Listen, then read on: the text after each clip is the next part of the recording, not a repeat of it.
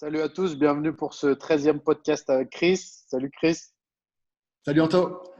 On y va pour les questions de la semaine. À l'heure actuelle, je pense qu'on sera en vacances, mais on y va, let's go. Alors, une question sur le métabolisme. Quelle est la meilleure manière de relancer son métabolisme progressivement? Diète et training. C'est Rebelle Scum 77. Question. Donc, la meilleure manière de relancer son métabolisme progressivement. Alors, au niveau de la diète, ce serait remonter les calories en privilégiant les glucides. À voir hein, si on est aussi trop bas en lipides, il faut aussi remonter les lipides. Mais en général, ce qui se passe souvent au régime pour les trois quarts des gens, c'est sur les glucides qu'on tape. Donc, remonter les glucides de manière progressive, bien sûr, mais quand même, si le métabolisme est bloqué, il faut quand même y aller. Hein, il faut remonter au moins à maintenance. Après, au niveau de l'entraînement, eh bien, encore une fois, si l'entraînement est trop intensif alors que le métabolisme est bloqué et qu'on est bas en glucides, on ne va pas récupérer correctement. Voilà, rien ne va fonctionner. Donc, un entraînement intensif quand même, mais modéré, que l'on va augmenter en volume et en intensité petit à petit. Donc, je dirais, voilà, se remettre sur pied pas à pas. Après, il y a quelques suppléments aussi qui peuvent être intéressants, voir si on n'est pas carencé. On peut effectivement faire une prise de sang peut-être pour vérifier ça, mais voilà, je pense que c'est une bonne base. À toi. Ouais, c'est ça, c'est ça. C'est-à-dire qu'il faut absolument remonter assez rapidement au métabolisme de maintien.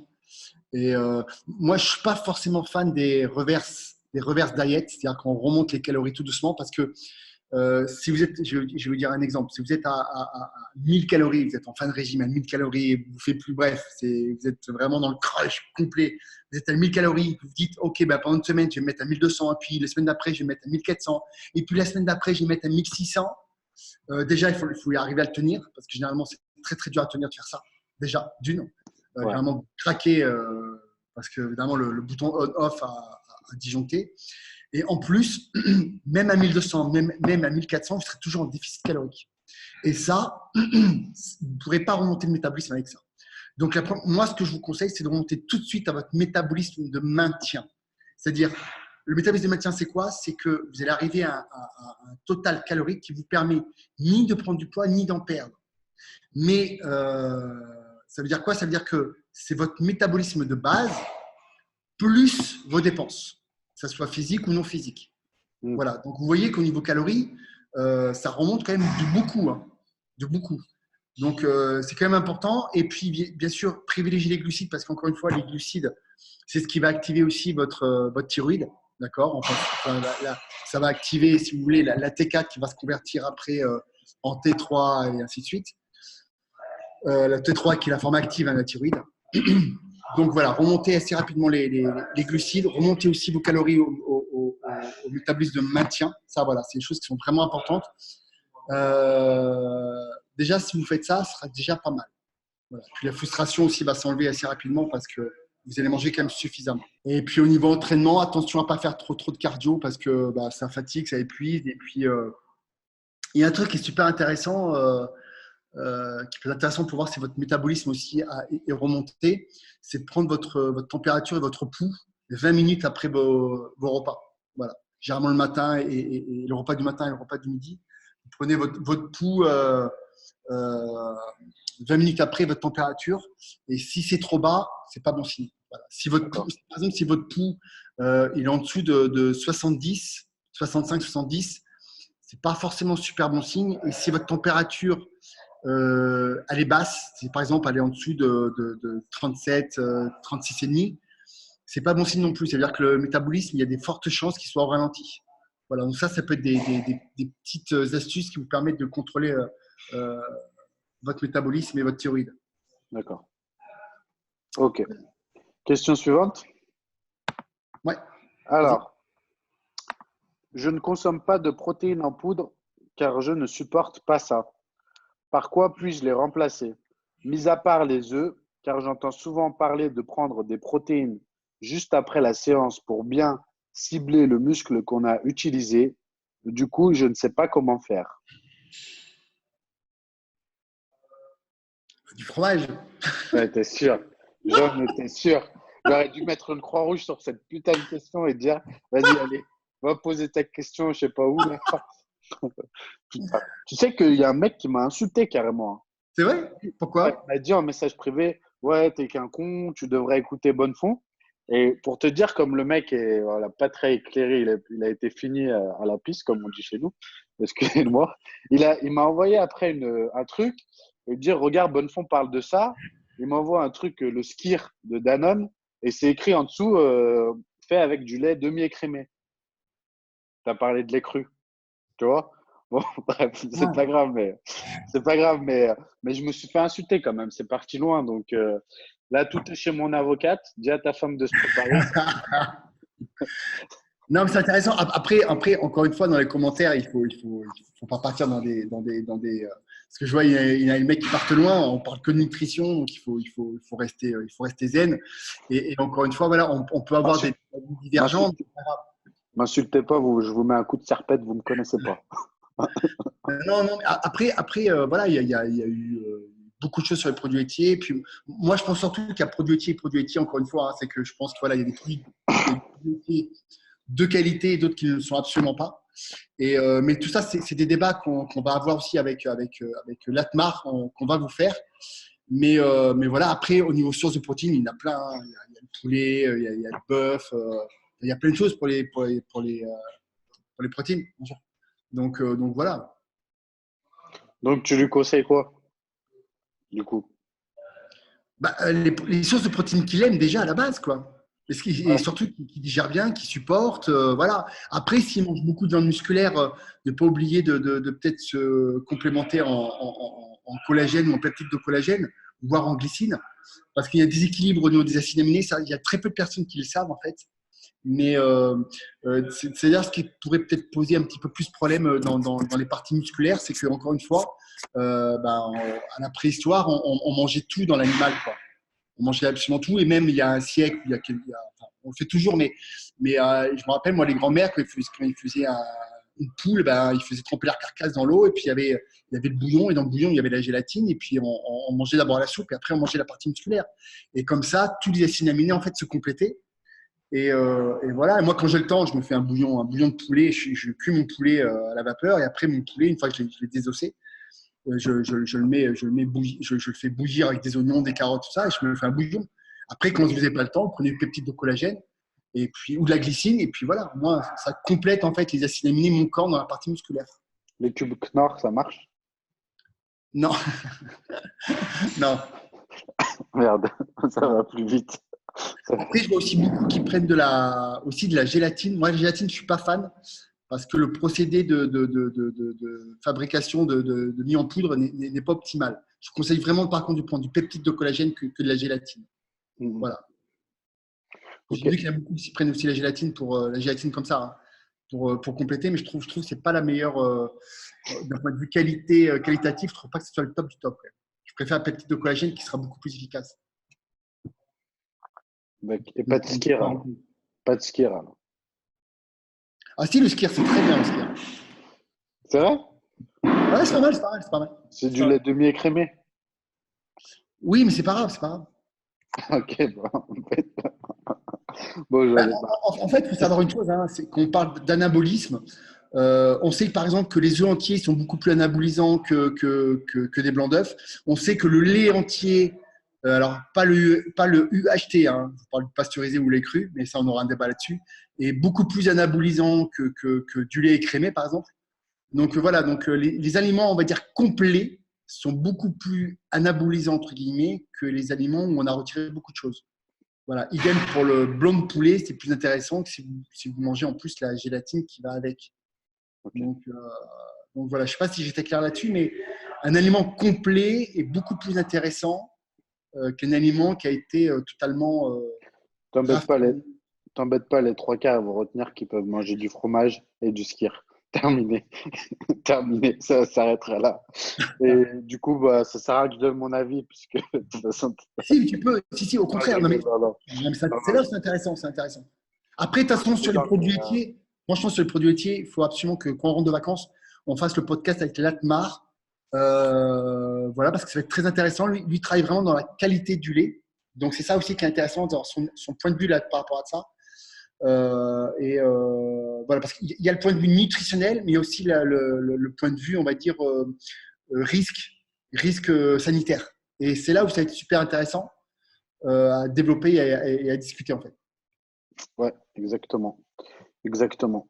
Bon, voilà. Bon, après, je pense qu'on a fait le tour sur cette question. De toute façon, moi, je suis d'accord avec toi sur tout, sauf le fromage et les produits laitiers. Donc, voilà, pour sa question, il choisit les sources de protéines qu'il aime. Voilà, je ne sais pas trop pourquoi il ne veut pas d'œufs, sachant qu'il peut faire des crêpes et que ce serait le mieux en collation, mais après, à lui de voir. Mais il y a toutes les autres sources de protéines qu'il peut choisir. Voilà, après, fromage et skyr, c'est non pour moi, mais tout le monde sait déjà pourquoi, j'ai déjà expliqué, puis on en parlera dans le podcast. Donc voilà. Et après, À la toi. whey, il faudrait savoir aussi la whey, pourquoi il ne la digère pas. Est-ce qu'il a changé? Est-ce qu'il a essayé d'autres marques? Est-ce qu'il est intolérant au lactose? Est-ce qu'il est intolérant à la protéine laitière de la whey? Enfin, tu vois, il y a plein de choses. Ça serait intéressant de savoir pourquoi il ne digère pas Oui, oui, oui, aussi, ouais, c'est sûr. la qualité de la whey, enfin plein de choses. Mm, mm, mm. À toi. Ok. La baisse de libido pendant une prépa, point d'interrogation. Donc, il y a une personne qui veut qu'on parle de la baisse de la libido pendant une préparation. Est-ce Eh que toi, bah, l'expérience, tu as une baisse de la libido ou pas? Parce ouais, que, mortel. ouais, Ouais, ouais, mortel. Bah, en fait, je pense qu'il y a deux aspects. Premièrement, il y a l'aspect effectivement physiologique. Donc, le fait que bah, plus tu baisses les calories, plus tu es sec, plus ton système hormonal, la production de testostérone diminue, enfin, plus tu es faible, plus tu es fatigué. Voilà. Et il y a le deuxième aspect, qui pour moi est absolument le plus déterminant, et je vais expliquer pourquoi, c'est l'aspect psychologique. Le fait que lorsque tu es en préparation, ça devient la compétition, plus tu avances, plus ça devient le centre de ta vie, le centre de tes priorités, et qu'absolument tout ce que tu fais tourne autour de ça, et toutes tes pensées sont tournées vers ça, quoi que tu fasses. Hein. Au moment où tu vas te coucher, tu penses à ça, voilà.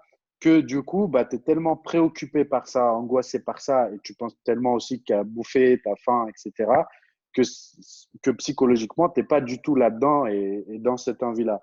Donc, il y a ça. La troisième chose, c'est que c'est hyper individuel. Il y en a qui n'ont aucun problème. c'est vrai. Et je terminerai par dire que ce qui me fait dire que l'aspect psychologique prend le dessus dans ce cas, dans ce problème, sur l'aspect physiologique, c'est que même ceux qui se dopent et donc prennent de la testostérone et donc seraient censés en prépa, en sèche, avoir une libido sans problème, si ça venait vraiment du système hormonal, ils n'auraient aucun problème, ont ces problèmes de libido. Et c'est vraiment ce qui me fait dire que c'est hyper psychologique. J'ai un point super intéressant que tu viens de dire. C'est vrai que même chez les personnes dopées, on voit qu'en fin de préparation, généralement le dernier mois, de toute façon, on éteint tout, on arrête tout. De toute façon, Ouais, c'est ça. voilà. Alors, moi, je vais revenir sur les personnes, on va dire, naturelles, mais même pour les personnes dopées, de toute façon. Il y a Will, le co-auteur des Secrets de la Sèche, qui avait fait une vidéo là-dessus. Je vous conseille d'aller la voir, d'ailleurs. C'était la limite critique d'énergie. Et en fait, il expliquait que quand on descend en dessous de son métabolisme de base, plus la dépense énergétique. C'est-à-dire que métabolisme de base plus notre activité physique, on va dire les 300 calories parce que vous faites une heure de musculation, d'accord? Ouais. Quand vous descendez en dessous de ça, forcément, vous mettez votre corps dans un état de survie.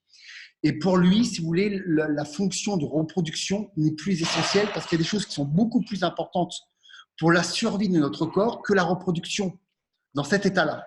Voilà. Et dès qu'on descend en dessous de cette limite critique d'énergie, donc le métabolisme de base plus la dépense énergétique de notre entraînement, on risque vraiment d'avoir une chute de la libido et aussi du tout le système hormonal en général. Voilà. Et c'est normal, en fait, il explique très bien, hein, il explique qu'en fait, en fait, votre métabolisme, votre corps, il réduit certaines choses, comme par exemple les cheveux. C'est-à-dire que on risque, par exemple, dans des régimes sévères et qui durent, dans des régimes hypocaloriques, de perdre aussi un peu de cheveux parce que c'est moins essentiel que nos fonctions vitales, que ce soit le cœur, que ce soit tous nos organes. En fait, c'est moins vital que l'entretien des cheveux, que l'entretien de la libido, etc. Parce qu'on est dans des phases de survie.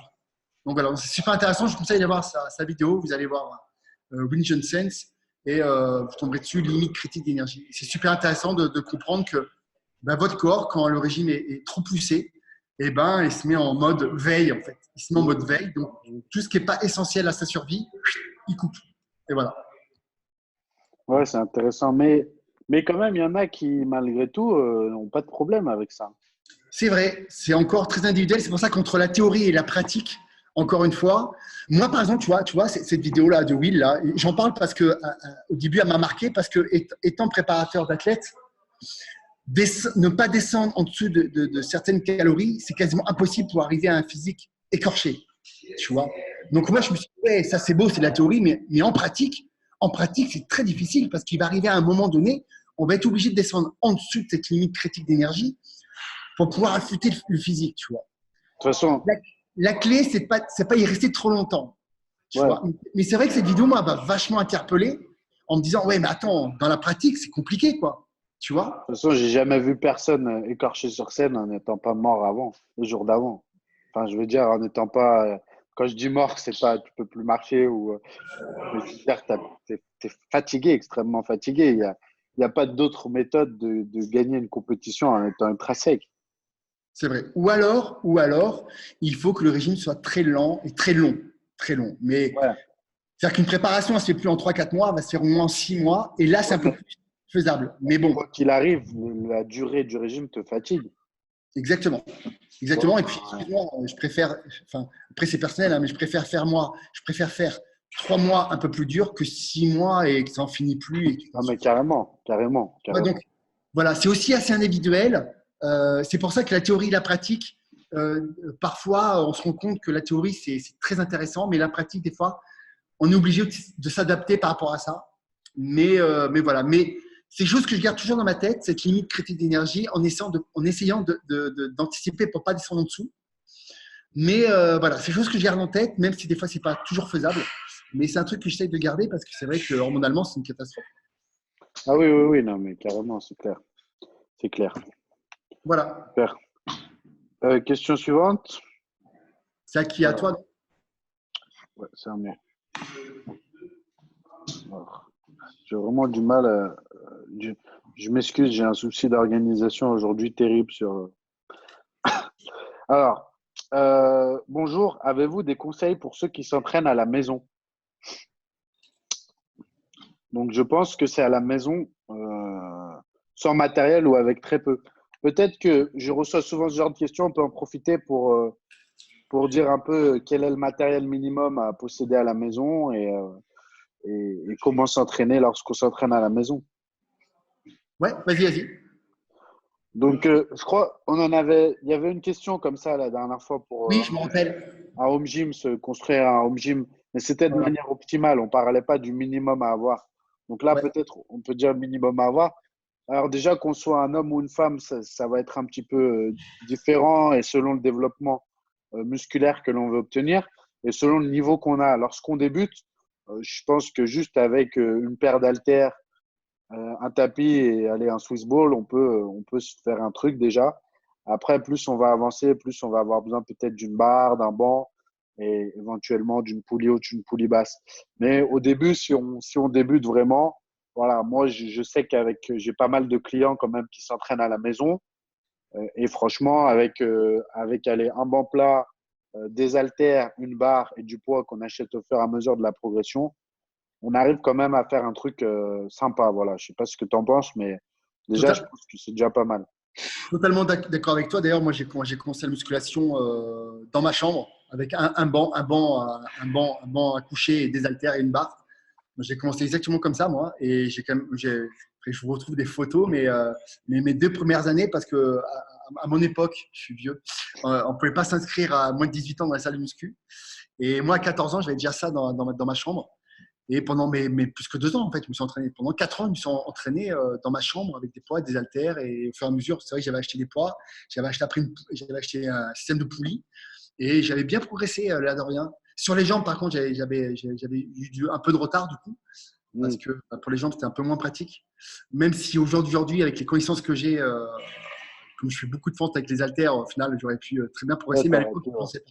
Mais à l'époque, j'y pensais pas à faire ça. Bah, à l'époque, c'était squat, squat, squat. C'est ça. Si C'est tu ça. voulais avoir des cuisses, de toute façon, Soit c'est- tout presse à l'époque, donc ouais. ouais, ouais, on disait ça. Donc, on a tous Ouais. passé que par ça pendant des années, hein, c'est vrai, hein. Mais après, comme tu dis, encore une fois, on est débutant, on va très bien progresser, même avec la méthode, il l'a fait. Si Ouais, ouais. vous avez des chaises, il y en a plein qui ont commencé là-dessus. Moi, voilà, moi, je Moi, sais le que premier. beaucoup ils essayent de me tacler, mais moi, j'ai rien contre la fait, j'ai jamais critiqué. Et je dis que pour commencer, c'est super. Après, évidemment, quand vous voulez avoir des physiques vraiment beaucoup plus athlétiques et continuer à progresser, il va bien falloir avoir un peu plus de matériel pour pouvoir continuer à progresser. C'est juste de la logique pure et dure.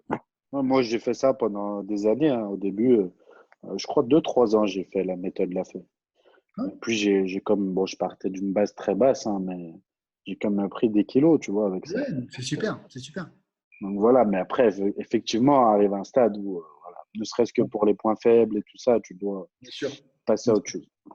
À toi, question suivante, si on a encore du temps. Question suivante. L'alimentation selon les groupes sanguins, vous en pensez quoi? Une question de Pauline. Ah, super question. Super question parce que fut un temps, donc je dirais pas son nom parce qu'il ne mérite pas. Fut un temps, j'ai été suivi il y a plusieurs années en arrière par une personne bien connue du milieu, pas forcément bien connue pour le bien, qui se basait sur ce régime justement des groupes sanguins. Donc il y a énormément de régimes qui sont faits comme ça. Alors je saurais plus dire selon le groupe que tu es ce qu'il faut, ce qu'ils disent qu'il faut exactement ou non. Ce que je sais, c'est qu'il y a des groupes, ils disent que c'est plus fait pour la viande rouge, d'autres non, d'autres plus le poisson, tu sais. D'autres, tu peux manger du gluten, d'autres, tu peux pas, etc. Je sais que Vénesson, il en avait parlé dans un de ses livres. Il disait que c'était basé sur rien de scientifique et que par la suite, c'était pas le seul qui avait dit ça. Donc, moi, tout ce que j'ai lu est retenu de vraiment scientifique et non pas fait par un pseudo-coach qui sort ses connaissances de son chapeau magique. C'est que la diète sur les groupes sanguins, voilà, c'est pas vraiment fondé et que c'est beaucoup trop aléatoire que de dire parce que tu as tel ou tel groupe sanguin, tu es fait pour manger comme ci ou comme ça. Donc, mon avis est que tout ça, c'est un peu du bullshit et que c'est le groupe sanguin, voilà, c'est pas quelque chose dont je tiendrai compte pour la diète. Voilà. Oui, alors, ouais, c'est exactement ça. En fait, bon, maintenant, c'est encore plus avéré, mais bon, voilà, c'est absolument pas prouvé par rapport à ton groupe sanguin, tu dois manger tel ou tel aliment. En revanche, tu as beaucoup de gens qui vont dire, ah oui, mais moi, je l'ai fait, ça a super bien marché. Oui, ça a super bien marché parce que justement, tu as suivi un régime. Et comme tous les régimes, ça fonctionne. En plus, quand tu regardes la liste des aliments qu'on a, c'est que des aliments, entre guillemets, sains. Ils te font pas bouffer des pizzas, des kebabs et j'en passe. Donc évidemment, encore une fois, tu suis un régime qui est plutôt sain dans le choix des aliments, qui n'est pas fondé par contre au niveau, tu as besoin de plus de manger de viande rouge ou de viande blanche ou telle céréale, bon, on s'en fout un peu. Mais de toute façon, vous suivez un régime, donc ça va forcément marcher. C'est pour ça que tous les régimes fonctionnent. Et puis voilà, si tu veux, il y a rien de. Quand tu regardes la liste des aliments, voilà, il y a rien de vraiment délétère dedans. C'est pour ça que ça peut marcher pour beaucoup. Maintenant, comme c'est basé sur aucune base scientifique, vous ne prenez pas trop la tête avec ça en réalité. Ouais, voilà, c'est ça. Voilà. C'est pas une donnée à prendre en compte, quoi, pour C'est vraiment exactement ça. progresser. Exactement ça. Donc voilà. Voilà, voilà. On a encore du temps ou pas? Oui, on a encore du temps. Question? Ok, Oui, encore. Encore 10 minutes. allons-y. Faut pas que je mette 10 minutes à trouver la question. C'est bon. Alors, l'eau gazeuse est-elle néfaste pour la santé ou faut-il privilégier l'eau plate? Une bonne question, on n'a encore jamais parlé du choix de l'eau et l'eau. Et j'ai envie d'avoir ton avis. Vas-y, commence. L'eau. Ouais, c'est une super question, j'adore. C'est une super question parce que le problème, c'est qu'aujourd'hui, l'eau est bourrée de perturbateurs endocriniens pour la bonne et simple raison, c'est qu'on ne sait pas la filtrer. C'est-à-dire que, par exemple, qu'on recycle, en fait, l'eau qu'on recycle, on arrive à enlever beaucoup de bactéries, mais pas tout ce qui est hormonal. Donc, par exemple, quand une femme prend une contraception hormonale qu'elle va aux toilettes, évidemment, elle urine aussi ces hormones-là et ça se retrouve aussi dans l'eau et cette eau est recyclée, mais on n'arrive pas à enlever ces perturbateurs endocriniens et toutes ces hormones. Donc ça pose problème. Ça donne envie de boire un coup, dit comme ça. Ouais, donc ça pose problème. Et et bon, alors du coup, bon, alors ça, c'est. Voilà. Après, je sais qu'il y avait le professeur Narbonne, je crois, qui était un grand expert en toxicologie de l'eau, et il disait qu'il y avait assez peu d'eau, en fait, d'eau qui avait le moins de perturbateurs endocriniens et de problèmes comme ça. Je crois que c'était l'Évian et la Volvic. Il n'y en avait pas beaucoup, étaient les plus safe. Voilà. Sinon, évidemment, l'idéal, c'est d'avoir de l'eau qui est filtrée directement par vos fruits, par vos légumes, par vos aliments. Ça paraît tout con, mais quand par exemple vous mangez une orange, quand vous prenez une orange pressée, en fait, c'est l'arbre par lui-même qui a filtré l'eau et qui a retransmis ensuite dans le fruit ou dans le légume. Et bien ça, par exemple, c'est filtré. Donc, votre eau là, elle est excellente. Donc, je ne vous conseillerais pas forcément de boire des litres et des litres, qu'on entend souvent, mais de consommer du coup pas mal de fruits et légumes. Alors, les légumes plutôt cuits, hein, je vous l'ai déjà rappelé pourquoi. Et puis, beaucoup de fruits qui contiennent aussi finalement beaucoup d'eau. Beaucoup Hmm. d'eau. On n'y pense pas, mais en fait, c'est de l'eau totalement filtrée. D'accord. Et aussi, du coup, les produits laitiers. Parce que les produits laitiers, c'est beaucoup de flotte, mais en fait, c'est la vache qui filtre l'eau qu'elle boit ou qu'elle ingère même par l'herbe ou tout ça. Et ben en fait, cette eau, elle est filtrée par ses intestins, en fait. Et le lait qui en dessort, en sort est aussi filtré. Voilà. Alors après, bon, il faut aimer le lait, il faut Non, non. tout ça. Le Mais problème aussi, c'est que là, tu peux pas remplacer la quantité d'eau que tu bois par du lait ou par bien des sûr, fruits. Il faut bien que tu bois de l'eau, tu vois. totalement d'accord avec toi. Mais voilà, donc je pense que boire des litres et des litres d'une, ça ne sert à rien, c'est même préjudiciable. Je crois qu'il y a même des problèmes de thyroïde si tu bois trop d'eau.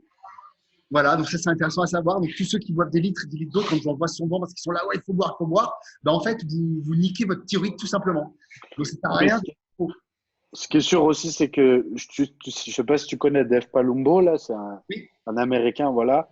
Et une fois, il a fait une vidéo super intéressante avec, je sais plus quel spécialiste en médecine c'était, je me rappelle plus, bref. Et le spécialiste expliquait que donc en bodybuilding, c'était courant de boire énormément, dire que ça aidait à éliminer, etc. Surtout quand on prenait des produits dopants, ça allait aider à éliminer. Mais qu'il fallait pas oublier que, par exemple, les reins, enfin tout organe a une durée de vie et que plus on les fait travailler, plus on les use, donc plus on favorise les risques de cancer ou de dysfonctionnement des reins, par exemple. Et donc que plus on allait boire en excédent et prendre l'habitude de boire énormément comme ça, plus vite les reins allaient se fatiguer et que c'était beaucoup plus préjudiciable que les conneries qu'on entend souvent si tu manges trop de protéines pour les reins, que c'était souvent l'excédent d'eau, plus souvent l'excédent d'eau chez les bodybuilders qui causait les problèmes de reins, dans ce que lui avait vu en tant que spécialiste. Voilà. d'accord. Donc, je pense que c'est une notion intéressante à retenir, c'est que boire trop, effectivement, il faut faire attention, ne serait-ce que pour les reins et le fait que ça les fasse trop travailler, non pas forcément sur le court terme, mais sur le long terme pour préserver la santé de ces organes vitaux. Voilà. Après, sur l'eau, alors moi, je suis partisan, de toute façon, j'ai toujours recommandé les eaux pour nourrissons, donc qui sont notamment Evian et Volvic. En général, je conseille l'Evian, malgré qu'on m'ait dit une fois que c'est pas une eau pour nourrisson, c'est une eau pour nourrisson. Mais voilà, l'avantage, c'est qu'elles sont pas très riches en minéraux, donc c'est pas mal parce que trop de minéraux dans l'eau, ça sert strictement à rien. Au contraire, ça va même plus être néfaste. Et puis, bah, comme tu l'as dit, en plus de ça, il y a moins de perturbateurs endocriniens dans ces eaux-là. C'est sans aucun doute aussi pour ça qu'on les recommande aux nourrissons. Donc voilà. Après, juste sur la partie de cette question sur les eaux gazeuses, déjà, il faut faire attention parce que tu as des eaux qui sont gazeuses naturellement et d'autres qui le sont par adjonction de gaz carbonique. Si je ne me trompe pas, ça doit être ça. Donc, il faut de préférence plutôt en prendre une qui est naturellement gazeuse. Et après, c'est intéressant pour moi parce que c'est riche en bicarbonate de potassium. Il faut toujours faire attention quand même aux minéraux qu'il y a dedans, qu'il n'y en ait pas trop. Mais j'en ferai jamais mon eau principale. Tu vois, si je dois boire, admettons, 2 litres et demi, 3 litres par jour, bah, je boirais la moitié peut-être, voilà, 1 litre, allez, un petit peu d'eau gazeuse, mais quand même, je privilégierais l'eau pour nourrisson en boisson principale au niveau de l'eau. Voilà. Après, pour les fruits et les légumes, bah, bien entendu que je suis à 100% d'accord avec toi. que c'est une source d'hydratation super. Pour les produits laitiers, je suis pas du tout d'accord. Mais bon, ça, on va pas en parler à chaque podcast. Mais voilà un petit peu mon avis sur ça. Ouais, super intéressant. Et puis, quand vous prenez de l'eau en bouteille, faites attention à ne pas laisser votre bouteille en plein soleil. Ça paraît tout con, mais c'est le meilleur moyen pour que le plastique, en fait, pour que les particules plastiques passent aussi dans l'eau, quoi. Et Donc, justement, par rapport à ça, qu'est-ce que tu en penses? Bouteille plastique, bouteille en verre, qu'est-ce que tu en penses? bouteille en verre, ça va coûter un bras. T'achètes ça Ouais, existe, hein, mais des bouteilles en verre, de d'accord, l'eau, c'est ça le problème. ça va Il y en a coûter. beaucoup C'est qui la disent, Vost, là, je sais pas quoi, la Vost, mais c'est 10 balles la bouteille, quoi. Donc, on est non, mais d'accord. après, voilà, du moment que votre bouteille, elle est pas exposée au soleil, voilà, ça c'est important. Par contre, faites attention, même les bouteilles qui restent dans la voiture, trucs comme ça. Faites gaffe à ça parce que c'est pas génial, quoi. Pas génial.